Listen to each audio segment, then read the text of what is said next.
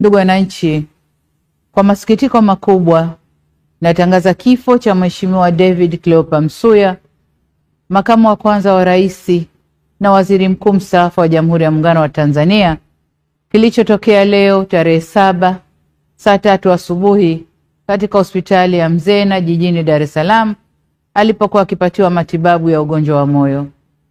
Hayati Cleopa David Msuya ameugua kwa muda mrefu na amekuwa akipatiwa matibabu ndani na nje ya nchi, ikiwemo katika hospitali ya moyo ya Jakaya Kikwete, hospitali ya Mzena na kule jijini London nchini Uingereza. Natoa pole kwa familia, ndugu, jamaa, marafiki na Watanzania wote kwa msiba huo mkubwa kwa taifa. Aidha, ninatangaza siku 7 za maombolezo ambapo bendera zitapepea nusu mlingoti kuanzia tarehe 7 hadi tarehe 13 mwezi huu wa 5.